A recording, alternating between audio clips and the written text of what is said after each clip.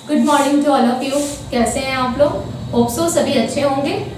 चलिए, तो आज की क्लास को हम लोग स्टार्ट करने से पहले प्रीवियस क्लास में जो मैं आप लोगों को पढ़ाई थी, यूरोपीय कंपनियों का भारत आगमन, ये टॉपिक थी हम लोगों की। तो उससे पहले हम लोग 2-4 क्वेश्चंस को एराइज कर लेंगे उस टॉपिक से। आप लोग सभी जानते हैं कि मेरी स्ट्रैटेजी क्या है क्लास लेने की। जो लोग डेली क्लास अटेंड कर रहे हैं उन्हें तो पता है, और जो न्यू स्टूडेंट्स हैं, न्यू कमर्स हैं, उनको मैं बता दूं कि आपको एवरीडे क्लास में आने से पहले सिर्फ 10 मिनट पहले आपको उस टॉपिक को गो थ्रू हो जाना है। First thing. सेकंड थिंग, मैं क्लास स्टार्ट होती है तो प्रीवियस क्लास में जो पढ़ाई हो उसे 4-5 क्वेश्चंस, 8-10 क्वेश्चन, मैक्सिमम 20 क्वेश्चंस, ठीक है, यहाँ तक भी अराइज हो जाती है। तो आपको क्या करना है, उस क्वेश्चंस की रिप्लाई करना है। अगर नहीं आता है तो भी कोई बात नहीं कि नहीं आ रहा है।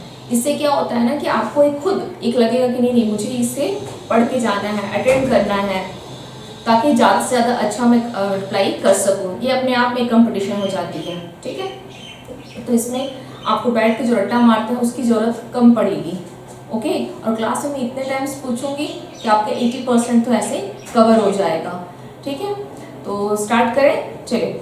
तो सबसे पहले ये बताएं कि जो कंपनियां आई थी, यूरोपीय कंपनियां, उसमें सबसे पहले कौन सी कंपनी है जो भारत आई थी?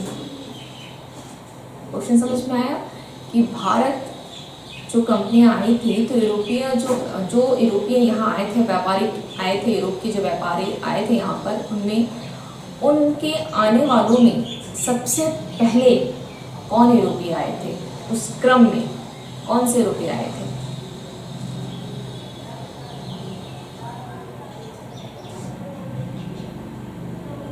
यस, सबसे पहले पुर्तगाली आए थे, ओके। अब आप लोग ये बताएं कि पुर्तगाली वायसराय, प्रथम वायसराय, जिसे भारत का प्रथम वायसराय बनाया गया, वह पुर्तगाली कौन था? Francis de Almeida. अच्छा, अंग्रेज यहाँ किस उद्देश्य से आए थे? उनके आने का क्या कारण था? यहाँ पर व्यापार करने आए थे, है ना। ये क्वेश्चन बहुत आसान है, लेकिन कभी कभी जब ये क्वेश्चन दे देगा तो शायद उस समय आपको कंफ्यूजन हो जाएगी, उस ऑप्शंस को देख के कंफ्यूजन होगी, ओके। ध्यान रखिएगा, व्यापार करने के उद्देश्य से आए थे। अंग्रेजों ने अपनी पहली फैक्ट्री कहाँ स्थापित की थी? सूरत में, यस, सूरत में स्थापित की थी, ओके। तो हमें ये 4 क्वेश्चंस तो बिल्कुल याद हो गए कि अंग्रेजों की पहली फैक्ट्री सूरत में स्थापित की गई थी, व्यापार के उद्देश्य से आए थे। जो पहले यूरोपीय व्यापारी जो आने का क्रम रहा है, तो पुर्तगाली, डच, अंग्रेज, डैनिश, फ्रांसिस, ऐसे आए। और जो प्रथम पुर्तगाली वायसराय जो भारत में वायसराय बनकर के आया, कौन था? Francis de Almeida. चलिए, ठीक है। तो इस तरह से हम लोग कुछ क्वेश्चंस जो हैं प्रीवियस क्लास में भी पूछ लूँगी, और जो आज जो मैं क्लास में पढ़ा रही हूँ, हो सकता है 15 मिनट के बाद में उसी में से कोई एक क्वेश्चन पूछ लूँ, 20 मिनट के बाद कोई एक क्वेश्चन पूछ लूँ। तो इस तरह से पढ़ाते चलूँगी। इससे क्या होगा, आपका कंसंट्रेशन हमेशा बना रहेगा, ओके। चलिए, तो स्टार्ट करें। टॉपिक है 1857 ईस्वी की क्रांति, द रिवॉल्ट ऑफ 1857।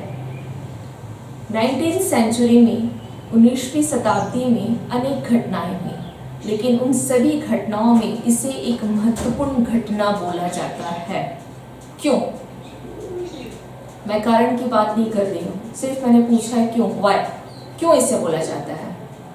यहाँ पे एक चीज़ आपको और ध्यान देना है कि क्वेश्चंस में कुछ स्टूडेंट्स ऐसे होते हैं जिन्हें की शताब्दी की ज्ञान नहीं होती है, ओके। इतिहास में शताब्दी क्या है वो नहीं समझ पाते हैं कि घटना किस समय की थी। ये क्वेश्चन, इस तरह के क्वेश्चन जो शताब्दी से रिलेटेड पूछा जा चुका है, इसलिए बता रही हूँ, ध्यान रखिएगा। ये 19वीं शताब्दी की घटना है। कुछ लोग इसे नहीं समझ पाते हैं कि 19वीं की क्यों है, क्योंकि 1857 लिखा हुआ है, तो 18th सेंचुरी की क्यों नहीं है, ओके। ध्यान रखिएगा, 19th सेंचुरी की घटना है ये। अगर किसी को डाउट हो कि 18th की क्यों नहीं है, तो कमेंट सेक्शन में मुझे मैसेज कीजिएगा, फिर मैं नेक्स्ट क्लास में से बताऊंगी कि अच्छा कोई है स्टूडेंट जिन्हें इसकी नॉलेज नहीं है। विदाउट एनी हेजिटेशन क्लास में आते हैं, हेजिटेट नहीं होना है। जो नहीं आता है बिल्कुल आप मैसेज कमेंट सेक्शन में कर सकते हैं, मैं बता दूंगी। ऐसा होता है जनरली क्या होते हैं कि हिस्ट्री के स्टूडेंट नहीं हैं तो समझ में नहीं आता है, और फिर ये भी सोचते हैं कि चलो ये तो ऑप्शनल में है नहीं, क्योंकि अब तो ऑप्शनल हटा चुका है, काफ़ी सारे स्टेट से ऑप्शनल का सीन भी हट चुका है, तो उसमें भी केवल जीएस में पढ़ना है तो लोग इतना डीपली पढ़ना सोचते हैं चलो ठीक है याद कर लेंगे हो जाएगा। लेकिन अगर कोई जानने की इच्छुक हो कि इसे 18th सेंचुरी क्यों नहीं बोला जाता है, 19th क्यों बोला जाता है, तो कमेंट सेक्शन में प्लीज़ आप मुझे मैसेज कीजिए, मैं क्लास में बता दूंगी। ओके चलिए, तो ये क्यों बोला गया, इसे इस घटना को महत्वपूर्ण घटना क्यों बोला गया। इससे पहले भी अनेक घटनाएं हुई थी। 1764 में हुआ जो पहला सिपाही विद्रोह है ना, 1764 की घटना थी जो बक्सर में हुआ था। 1806 में वेलोर का विद्रोह हुआ है, वहाँ भी घटनाएं हुई। 1824 ईस्वी में हुआ है। 1825 ईस्वी असम का विद्रोह, असम में जो तोपखाने थे वहाँ विद्रोह हुआ। 1844 ईस्वी में हुई विद्रोह। लेकिन इन सभी विद्रोह के बावजूद इसे ही इतिहास एक महत्वपूर्ण घटना क्यों बोला गया, क्योंकि ये जितने भी विद्रोह हुए 1857 से पहले, ये सभी केवल एक क्षेत्र तक सीमित होकर के रह गए थे। ओके, केवल एक क्षेत्र विशेष तक थे, और इसमें केवल और केवल सैनिकों ने ही भाग लिया था। लेकिन 1857 ईस्वी का जो विद्रोह था केवल एक क्षेत्र तक नहीं, इसने भारत के अन्य क्षेत्रों को भी प्रभावित किया। इसमें केवल सैनिक ही नहीं, भारत की जनता, कृषक, मजदूर, व्यापारी, रजवाड़े, ये सभी शामिल हो गए थे। इसलिए इसे एक महत्वपूर्ण घटना माना जाता है। ओके, अब यहाँ पर थोड़ा सा ध्यान दीजिएगा। आपके प्रीलिम्स में क्वेश्चन पूछता है कि निम्नलिखित में से कौन कौन शामिल थे। ऑप्शन ए में हो सकता है 3-4 नाम हो, जैसे व्यापारी, मध्यम वर्ग, शिक्षित वर्ग, सैनिक। ऑप्शन बी में भी कुछ इस तरह से 3-4 नाम दे करके हो, उसमें से आपको एक चूज करना होता है कि कौन कौन शामिल थे। ओके, ये एक ऐसा टॉपिक है जिससे फैक्चुअल क्वेश्चंस भी आते हैं और कॉन्सेप्चुअल क्वेश्चंस भी आते हैं। आपको दोनों दृष्टिकोण से इस टॉपिक को तैयार करना है। क्लियर? चलिए, तो क्यों बोला गया ये समझ में आ गया। अब क्या इसके पीछे कारण रहे, इस घटना के पीछे क्या क्या कारण रहे हैं, वो हमें देखना है। आज की क्लास में हम लोग कारण को देखेंगे। ओके, उसके बाद हमारा स्वरूप है, कौन कौन से क्षेत्र में ये घटना घटी। कुछ चीज़ें हम लोग मैप के थ्रू भी इसमें देखेंगे तो आसान रहेगा उसे, क्योंकि ऐसे अगर रटेंगे झांसी ये और अवध यहाँ वहाँ तो थोड़ा दिक्कत आती है। लेकिन अगर आप मैप में के थ्रू करेंगे तो आसानी से आपको याद भी रह जाएगा, लोकेशन याद रह जाएगा, प्लस वहाँ पे उससे रिलेटेड 2-4 जो फैक्ट्स हैं वो भी याद रह जाएंगे। ठीक है, तो सबसे पहले हम लोग स्टार्ट करते हैं कारणों से, क्या क्या कारण रहे हैं। हम लोगों ने क्यों देख लिया, क्यों इसे महत्वपूर्ण घटना बोला जाता है। ओके, क्यों बोला जाता है। अब आते हैं इसके कारण पर।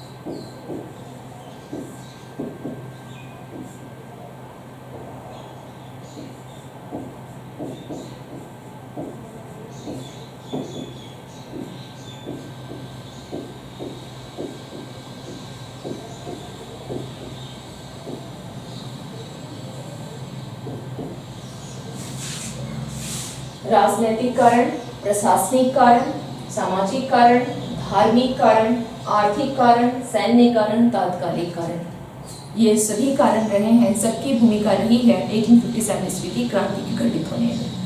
अब हम लोग क्या करते हैं, वन बाय वन इन कारणों को विस्तृत रूप से इस पे चर्चा कर लेते हैं। ओके, चलिए।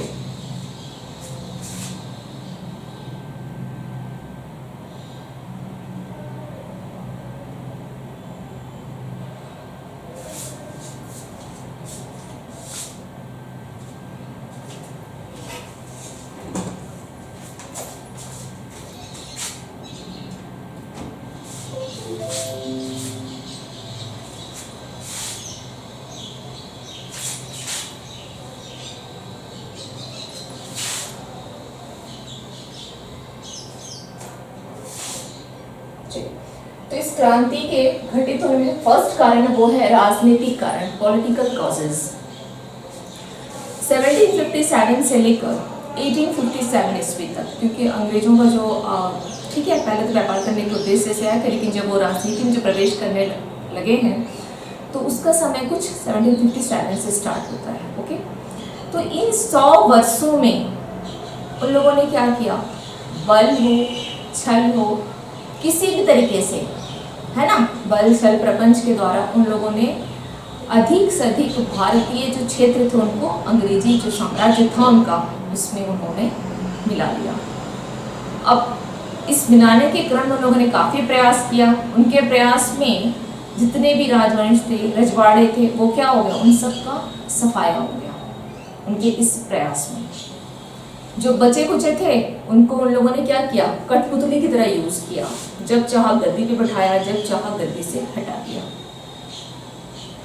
कैसे, क्योंकि उन लोगों ने इन सब प्रयासों के तहत कुछ नीतियां भी चला दी।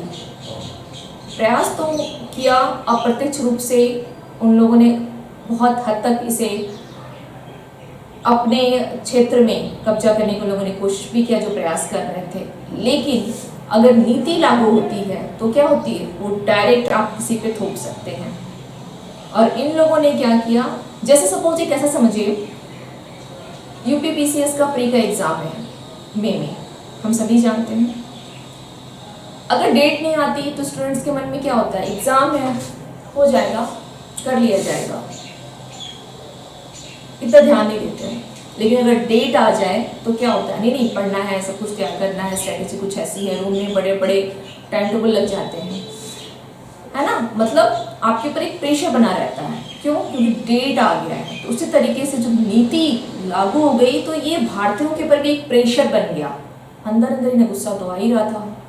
और उन्हीं नीतियों में जो इन लोगों ने सबसे पहले वेलेज़ली, है ना, नाम सबने सुना है वेलेज़ली का, वेलेज़ली बोलिए या उर्फ सहायक संधि बोलिए, क्योंकि वेलेज़ली के सबसे महत्वपूर्ण कामों में से यही एक काम है जो काफ़ी क्या था, इतिहास में चर्चा में रहा है।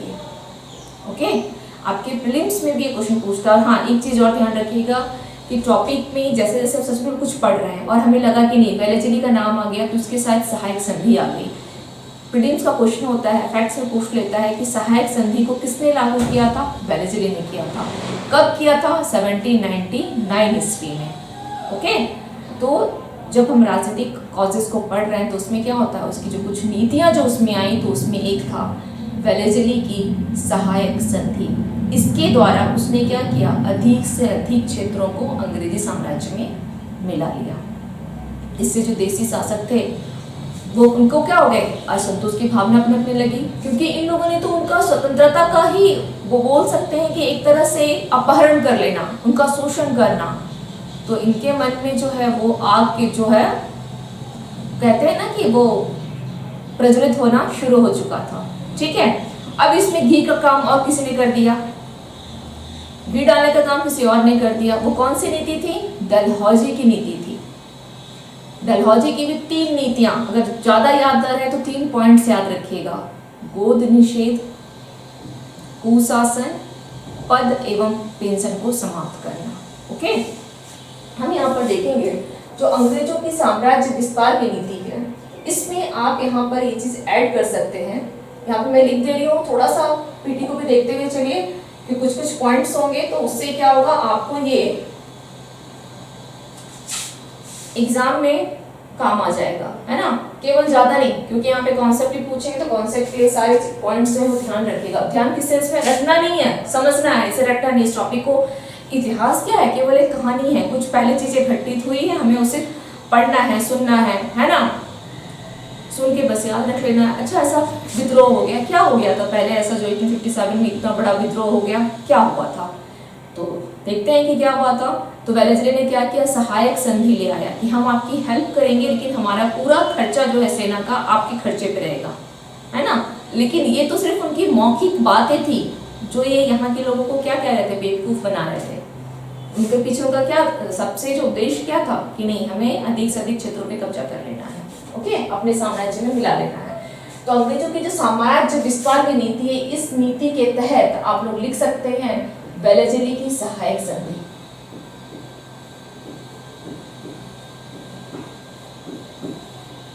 पीडी के लिए इंपॉर्टेंट है।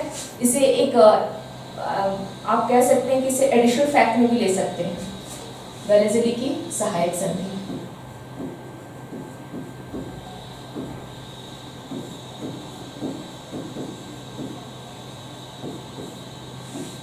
कब लागू किया, 1799 में। हाँ, एक चीज और ध्यान रखिएगा, आप लोगों से बहुत बार एग्जाम में ये पूछ लेता है, बीपी से वगैरह में खास करके ज़्यादा ट्रेंड है कि आपसे जितने भी गवर्नर जनरल उनका कार्यकाल पूछ लेगा, या 1 बाय 1 ऐसे दे देगा, बोलेगा इनको एक क्रम में सजाइए, है ना। तो उसके लिए आपको पता होना चाहिए कि किस गवर्नर जनरल का कार्यक्रम कब से कब तक रहा है, ओके। तो यहाँ पे कार्यक्रम को थोड़ा सा इनका देख लीजिए कि इनका काल कब से कब तक रहा है, 1798 से लेकर 1805 तक। ये एडिशनल फैक्ट्स है, जैसे ध्यान जरूर रखिएगा, मैं क्लास में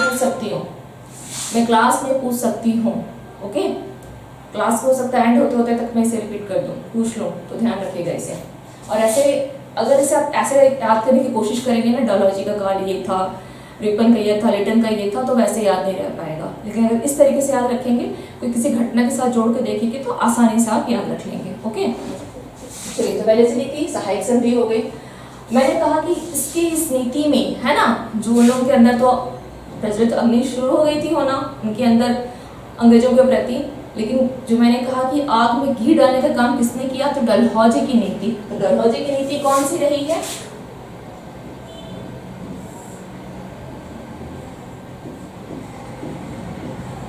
गोद निषेध।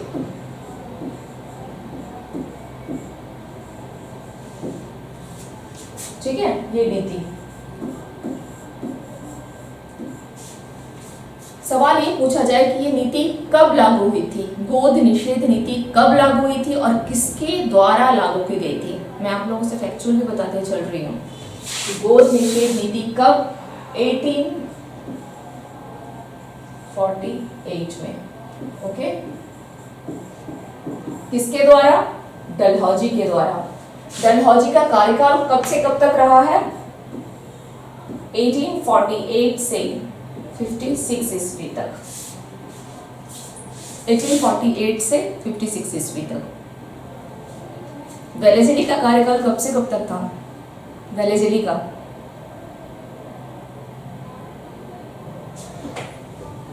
यस 1798 से लेकर 1805 तक, फाइन। चलिए, अब इस गोद निषेध नीति में क्या था कि जो गोद लेकर के, सपोज अगर किसी शासक का कोई पुत्र नहीं है, है ना, तो ये लोग क्या करते थे, गोद लेकर के उससे शासक नियुक्त कर लेते थे। लेकिन डलहौजी ने तो इसे समाप्त कर दिया, और इसे समाप्त करने के पश्चात उसने जिन प्रांतों को अंग्रेजी साम्राज्य में विलय कर दिया, वो कौन कौन से थे, कुछ मुख्य थे जो आपसे प्रीलिम्स में पूछता है, वो कुछ मुख्य प्रांत कौन कौन से रहे हैं। जैसे इसमें आप देख लीजिए, गोद निषेध नीति वाले में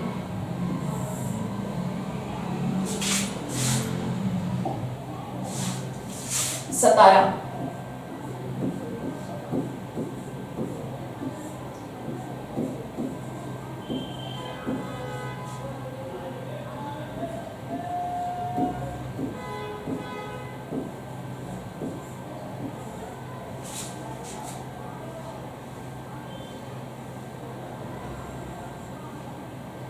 जयपुर एवं संबलपुर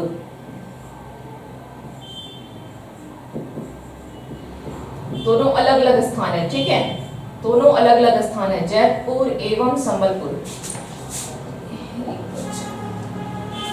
इसमें थोड़ी सी आप लोगों ने नोट डाउन तो कर लिया था ना, तो मैं आगे से बढ़ती हूँ क्योंकि इसमें थोड़ी सी टेक्निकल इश्यूज कुछ आ रही है, क्योंकि इरेज करने पे क्या हो रहा है, जो भी लिख रही हूँ वो पूरा का पूरा इरेज हो जा रहा है, ठीक है। तो किसी टेक्नीशियन को बुला करके जो है इनके एक्सपर्ट उनको दिखवाना होगा, तो मैं आगे से कंटिन्यू करती हूँ, ठीक है। सतारा, जयपुर वगैरह जो है मैं यहाँ लिख देती हूँ, आप बस एक बार नोट डाउन कर लीजिए। सतारा,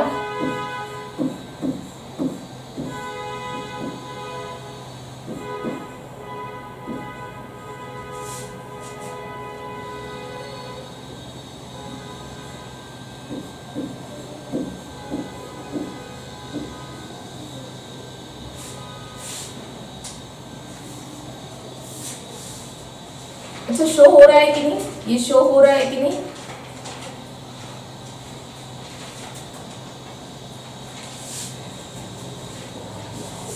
चलिए।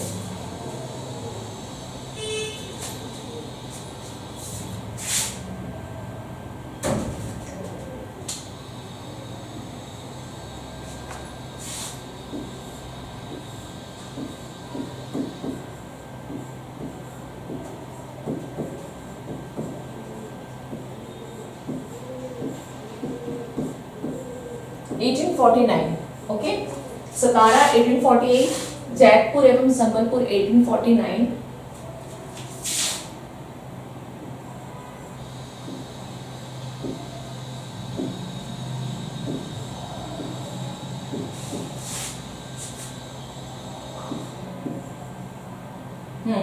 यहाँ अगर आप एक क्रम में लिखेंगे तो ज्यादा सही रहेगा, एक क्रम में लीजिए आप इसे, ठीक है। यहाँ पर मैं एक और मेंशन कर दे रही हूँ,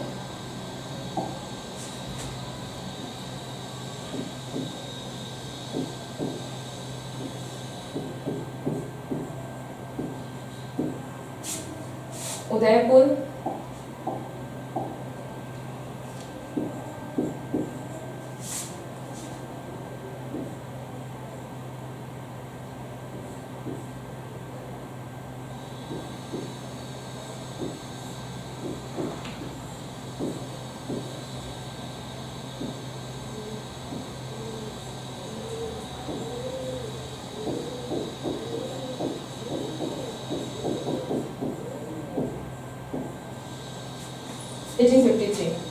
ओके। ये आपसे यहाँ पे क्वेश्चन पूछने का दो तीन तरीका है जो मैं बता दे रही हूँ।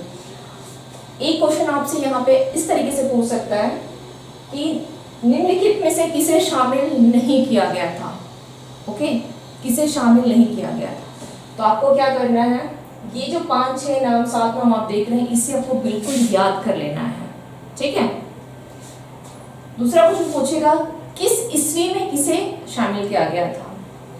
थर्ड क्वेश्चन पूछने का तरीका हो सकता है कि ऑप्शन ए में name of the place, option B में आपको ईयर मेंशन करेगा, और मैच ए मैच बी आपको मैच करना है किसके साथ। फाइन।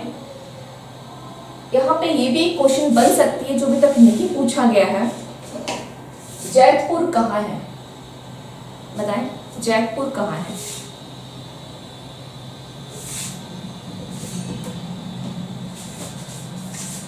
ये आपका एमपी, ओके। बघाट कहाँ है, बघाट पंजाब, ओके, ये पंजाब में है। अब मैं ये नहीं पूछूंगी कि उदयपुर कहाँ है, झांसी कहाँ है ना, लेकिन ये थोड़ा ध्यान रखिएगा कि जयपुर और आपका बघाट कहाँ है। राइट, चलिए। ये हो गई गोद निषेध नीति के तहत थी, जिसको उसने क्या कर लिया, विलय कर लिया। अब डलहौजी की जो नीतियों में जो दूसरी नीति रही वो रहा कुशासन के आधार पे, है ना, बैड गवर्नेंस के आधार पे, based on bad governance, okay. चलिए, इस कुशासन के आधार पे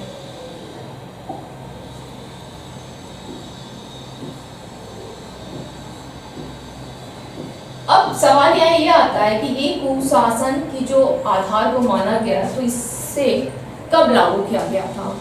इसे लागू किया गया था 1856 में, और इसे आधार मानकर डलहौजन के अपहरण की नीति में आता है, इसे आधार मानकर किसका किसका विलय किया गया? अवध का एवं बरार। ओके, अवध एवं बरार कब? 1856। इस समय में, क्योंकि इस भी पूछ लेता है, मैंने आपको कहा है अवध और बरार। अगर क्वेश्चन में अवध और हैदराबाद दे तो क्या क्वेश्चन सही होगा या गलत हो जाएगा? अगर हैदराबाद है, बरार की जगह हैदराबाद मेंशन है, तो क्वेश्चन तो गलत हो जाना चाहिए, क्योंकि हैदराबाद को तो शामिल किया ही नहीं गया है। क्वेश्चन बिल्कुल सही होगा। क्यों? क्योंकि उस समय में जो तात्कालिक जो समय जो नाम था वो बरार था, लेकिन बाद में उन्हीं बरार का नाम को जो चेंज किया गया वो हैदराबाद हुआ है। तो अगर हैदराबाद भी दिया गया है तो क्वेश्चन गलत नहीं है, आंसर वहाँ पे क्या होगा? 1856 में उसको शामिल कर लिया गया, अवध एंड बरार, ये दोनों ध्यान रखिएगा। ठीक है, अब हम यहाँ पर आते हैं इसी की डलहौजी की जो नीति है उसी में थर्ड पॉइंट अगर हम देख लेते हैं तो पदों को समाप्त कर दिया और पेंशन को समाप्त कर दिया। तो यहाँ पर एज सच क्वेश्चंस ज़्यादा इससे ऐसे बनेंगे नहीं, मैं यहाँ पे समझा देती हूँ, बस नीति को ध्यान रखिएगा। हो सकता है पूछ ले कि पद और पेंशन भी, मतलब जो आपसे थोड़ा सा क्वेश्चन अगर डिस्क्रिप्टिव टाइप क्वेश्चन दे देता है ना, तो वहाँ पूछ सकता है ना, क्वेश्चन थोड़ा उस तरह के फॉर्म में हो, वन लाइनर में ना हो, थोड़ा सा क्वेश्चन का जो लेवल हो थोड़ा सा बड़ा अगर हो जाए, 3-4 ऑप्शंस के फॉर्म में अगर हो, तो देखिएगा कि वहाँ पूछ सकता है कि पदों और पेंशन का। तो इसको हो सकता है बहुत बार क्या होता है, ध्यान में नहीं देते, ऐसे हटा देते हैं, लेकिन समझना है पद और पेंशन में क्या किया था उसने? कर्नाटक के नवाब का पद उसने समाप्त कर दिया। ठीक है, पेंशन में उसने क्या किया? बालाजी पेशवा थे, है ना, फिर बाजीराव पेशवा बने। तो जो पेशवा बाजीराव द्वितीय थे उनके दत्तक पुत्र थे नाना साहब, उनके क्या किया, लोगों ने पेंशन को समाप्त कर दिया, और उनकी बहुत महत्वपूर्ण भूमिका रही है 1857 ईस्वी की क्रांति में। ओके, ये आप लोग सभी जानते हैं। तो उसका सबसे पहले अगर रीजन देखेंगे तो क्या था कि उनके भी पेंशन को समाप्त कर दिया, तंजौर के राजा का पद को समाप्त कर दिया, कर्नाटक के नवाब के पद को समाप्त कर दिया, और इतना ही नहीं, मुगल बादशाह बहादुर शाह जफर, है ना, उसे तो यहाँ के हिंदू मुस्लिम दोनों लोग उसे यहाँ का शासक साम्राज्य जो था, यहाँ मतलब शासक मानते थे, सम्राट मानते थे। इसने क्या किया कि नहीं, बादशाह के पद को ही समाप्त कर दिया। तो ये भी एक बहुत बड़ा कारण रहा विद्रोह का। ओके, चलिए, तो अब 10 सैनिक कर विमुक्त भूमि का अपहरण कर लिया। ब्रिटिश अधिकारियों के वक्तव्य, अगर वक्तव्य को देखेंगे तो इनका मौखिक रूप से ना तो ये मौखिक पे खड़ा उतरते थे ना लिखित पे, इनकी बातों की कोई वैल्यू नहीं होती थी, बस अपने अकॉर्डिंग, अपने फायदे के अकॉर्डिंग ये चेंज होते रहते थे। ठीक है, तो ये जो सभी रीजन क्या हो गए, ये सब रीजन आपके किस में आ जाएंगे? राजनीतिक कारण में, पॉलिटिकल रीजंस में। हम लोग अब देखते हैं नेक्स्ट,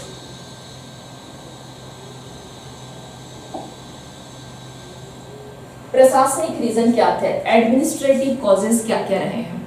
अब प्रशासन की अगर हम बात करते हैं तो देखिए, भारतीयों को उच्च पदों से वंचित करना, ऐसा तो नहीं था कि केवल अंग्रेज पढ़े लिखे थे, उस समय भी भारतीय पढ़े लिखे थे जो कि पाश्चात्य शिक्षा को ग्रहण किए हुए थे, जैसे राजा राम मोहन राय, है ना, और भी ऐसे बहुत सारे व्यक्ति थे जिन्होंने क्या किया था, शिक्षित थे, उच्च वर्ग से थे, लेकिन इन्होंने क्या किया कि अपने बराबर में इनकी सबसे जो पहली धारणा रही है वो थी, इलों कालों क्या मानते थे, भारतीयों को काले मानते थे, गोरे और काले की इनकी अवधारणा जो इनके दिमाग में हाथ बैठी हुई थी कि हम गोरे हैं और ये काले हैं, तो ये घृणा करते थे। पहला चीज़ तो ये घृणा करते थे, और इन लोगों ने कभी भी किसी भी भारतीयों को ऊंचा पद नहीं दिया। ठीक है, अगर सरकारी नौकरी में भी कोई है तो उन्हें भी एक बस सरकारी नौकरी में है, ना कि उन्हें कोई उच्च पद की प्राप्ति नहीं होती थी। जैसे एग्जाम्पल में सैनिक में अगर देखा जाए तो क्या होता था, सूबेदार से ऊंचा पद नहीं मिल सकता था। ओके, ये रहा। फिर आप देखेंगे इनके जो न्याय व्यवस्था थी उसमें भी दोष पाया गया। इन लोगों ने क्या किया कि जो न्याय व्यवस्था थी उसमें गोरे लोग ही, अंग्रेज ही न्याय करते थे। सपोज अगर कोई अंग्रेज दोषी है और कोई भारतीय दोषी नहीं है तो वो क्या करते थे कि अंग्रेज जो दोषी है उसके दोष को नहीं मानते थे, और जो भारतीय दोषी नहीं है तथापि उसे दोषी मानकर उसे सजा दी जाती थी। क्यों? क्योंकि न्याय करने वाले केवल और केवल अंग्रेज होते थे, भारतीयों का अधिकार नहीं था। तो इसमें भी बहुत बड़ी दोष हुई, ये तो बहुत बड़ी दोष है ना। भू राजस्व प्रबंधन के द्वारा अधिक कर की वसूली, क्योंकि इसी भू राजस्व के प्रबंधन में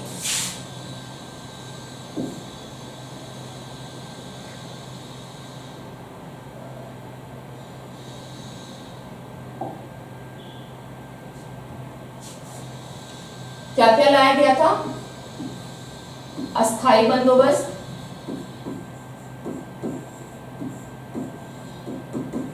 क्यों, इसे क्यों लाया गया था? ऐसा थोड़ी है कि ये कृषकों के हित में बनाया गया था, नहीं, ये भी अंग्रेज अपने हित में बनाए थे। अधिक से अधिक कर को वसूल करना, धन की उगाही करना और चुपचाप वापस कहाँ ले जाना? ब्रिटेन ले जाना। तो अस्थायी बंदोबस्त हो गई, या आपकी महलवाड़ी व्यवस्था हो गई, रैयतवाड़ी हो गई, महलवाड़ी बंदोबस्त, या आपकी रैयतवाड़ी।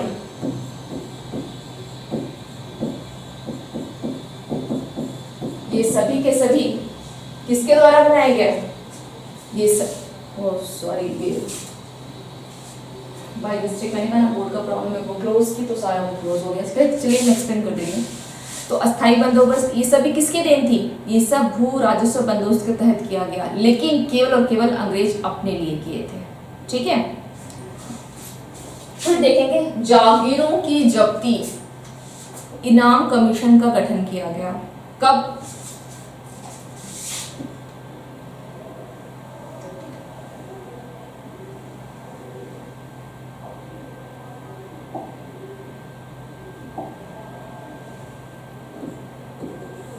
इनाम कमीशन, ओके, गठन किया गया 1852 में गठन किया गया। लेकिन क्यों? ताकि जमींदारों से और जागीरदारों से पूरी संपत्ति का, धन का, भूमि का विवरण मांगा जा सके, एक पेपर मांगा जा सके, और जिनके पास नहीं है, करीब सर्वे जब किया गया तो 35,000 कुछ जागीरों का किया गया था, जिसमें से 20,000 जागीर अंग्रेज ले लिए, है ना, कि आपके पास पेपर नहीं है, दस्तावेज नहीं है, ये नहीं है, वो नहीं है करके उनकी किसी ना किसी रूप में बस जमीन का अधिग्रहण किसने किया? अंग्रेजों ने कर लिया। ओके, अब जब जमीन का अधिग्रहण इन्होंने किया तो किसानों पे क्या करेंगे? अत्याचार करेंगे। जो मन आएगा बोलेंगे इसकी खेती करो, उसकी खेती करवाएंगे। टैक्स उनसे अधिक ले रहे थे, लगान, खेती हो या ना हो कृषकों को लगान देना है। तो ये सारे क्या हो गए? कारण हो गए, प्रशासनिक कारण आ गए। ओके,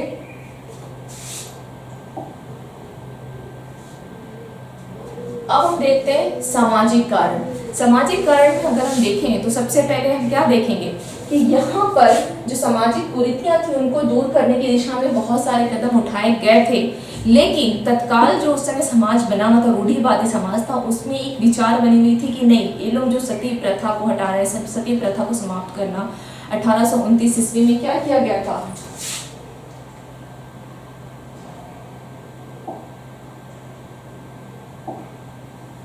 अगर इसकी दिशा में बात करें तो सती प्रथा,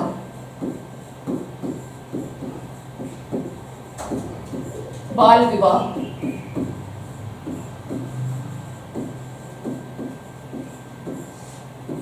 विधवाओं का पुनर्विवाह,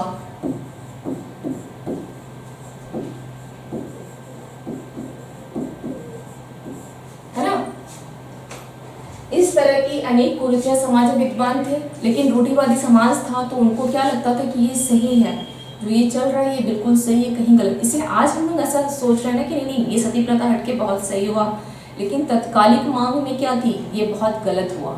तो इससे जो समाज के जो लोग थे उन्हें क्या लगा कि ये तो हमारे जो रीति रिवाज है उसमें भी हस्तक्षेप कर रहे हैं। अभी तक तो इनका हस्तक्षेप कहाँ तक था कि चलो देसी राजाओं को हटा रहे हैं, जमीनों का अधिग्रहण कर रहे हैं, क्षेत्र को ले रहे हैं, लेकिन अब तो ये हमारे बीच में घुसने के पूरे प्रयास कर रहे हैं, है ना।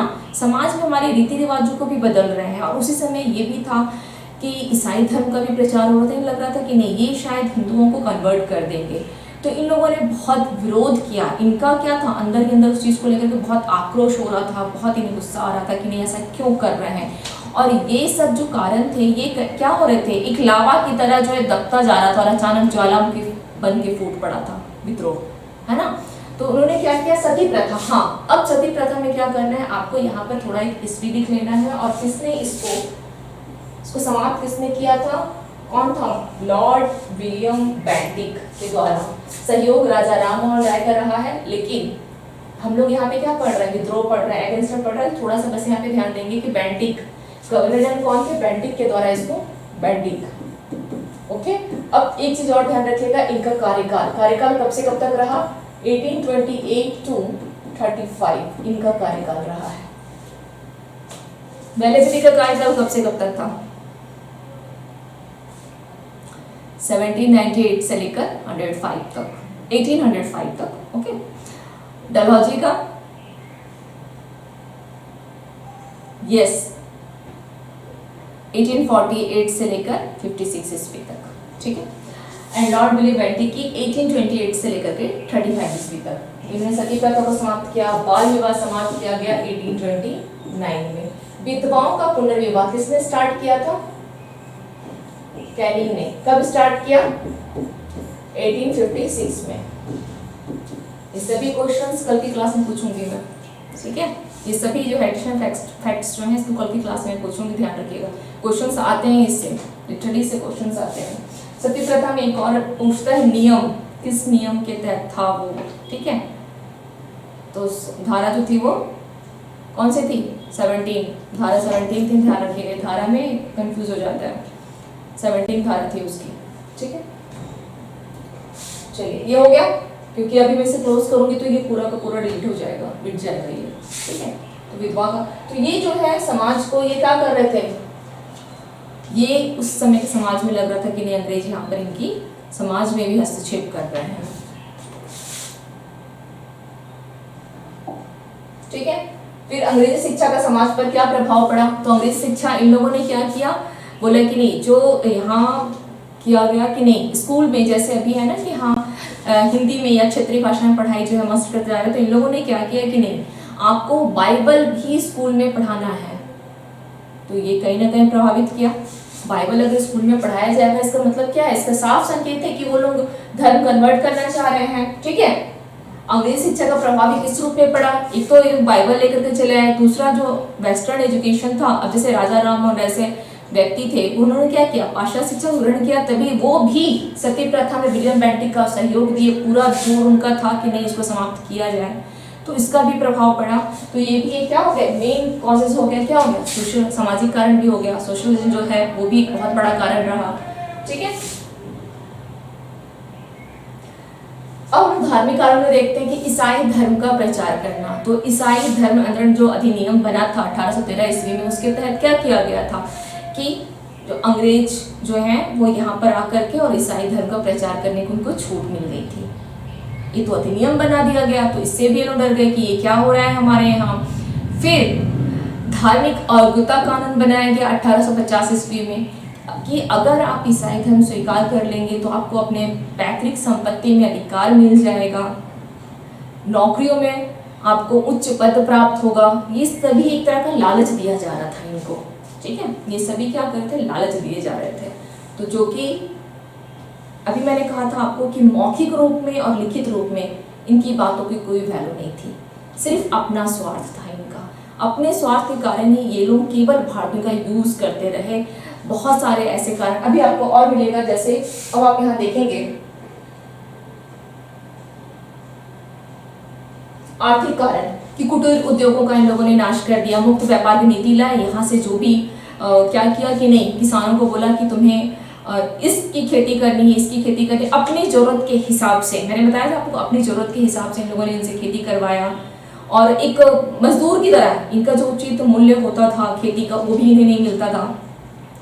कच्चे उद्योग, अपने उद्योगों को आगे बढ़ाने के लोगों ने क्या किया, कच्चे उद्योग का जो मटेरियल यहाँ से लेकर के जाते थे कम दामों पे और यही के सामान को इंग्लैंड ले जाके वहाँ बना के ला के फिर यहाँ बिक्री करते थे कम रेट पे। तो यहाँ के वस्त्र की कीमत क्या हो गई, पूरी खत्म हो गई। तो इस तरह से उद्योगों का नाश कर दिया, भारतीयों का शोषण इस तरीके से हुआ, व्यापार का विनाश हुआ, धन का निष्कासन, है ना। तो ये क्या हो गया, आर्थिक कॉजेज में आ गए। अब आप देखेंगे सैनिक, अगर हम कारण की बात करें तो इनके मन में कहीं ना कहीं बैठा हुआ था कि नहीं, जो अंग्रेज हैं उनको हराया नहीं जा सकता, वो हराया जाए, हार नहीं मान सकते। लेकिन जब अफगानिस्तान में अंग्रेजों की हार हुई, अफगानिस्तान में कब हुआ, ये अंग्रेजों की हार कब हुई अफगानिस्तान में, ये हुई है आपकी 1838 में, इसको ध्यान रखिएगा, ठीक है, ये हुई है 1838 में, ओके। अब क्रीमिया में अंग्रेजों की हार हो गई, कब हुई, 1854 में। तो इससे क्या हुआ, अब भारतीयों को लगने लगा कि नहीं, यहाँ इन्हें भी हराया जा सकता है। एक इनके दिमाग में भी आ गया कि नहीं, हम फिर इन्हें क्यों नहीं हरा सकते हैं। पहले से क्या हो रही थी, सभी घटनाएं चलती आ रही थी, वेलेस्ली की सहायक संधि है, डलहौजी की गोद निषेध की नीति है, फिर आपकी आप देखेंगे तो कुशासन का आधार है पद पेंशन को समाप्त कर देना। आगे चल करके हम देख रहे हैं तो इन लोगों ने भारतीयों का बहुत शोषण किया है, यहाँ की मुक्त व्यापार की नीति को लागू कर दिए। तो ये सभी कारण क्या हुआ, दिन पे दिन जो है इनके मन में आक्रोश को बढ़ाता चला गया। सती प्रथा को ले आए, समाज में प्रवेश कर गए, फिर ईसाई धर्म का प्रचार कर रहे हैं, इसकी इनको अनुमति मिल गई है। अगर आप देखें तो जो एजुकेशन सेक्टर, जो शिक्षा का क्षेत्र है, जो स्कूल है, वहाँ पर भी ये लोग क्या कर रहे थे, बाइबल का पढ़ना आवश्यक कर दी, बाइबल आपको पढ़ना ही है।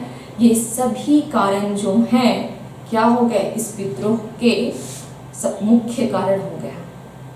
ये विद्रोह इन सभी कारणों का एक परिणाम रहा कि अंततः उसने क्या किया, महत्वपूर्ण घटना में से एक तब्दील कर दिया, ओके। अंग्रेज भारतीय सैनिकों की संख्या में असमानता थी। असमानता कैसी थी, तो इनके अंग्रेज कैसे थे, लोग सैनिक की जो संख्या थी उसमें आप देखेंगे तो 1:5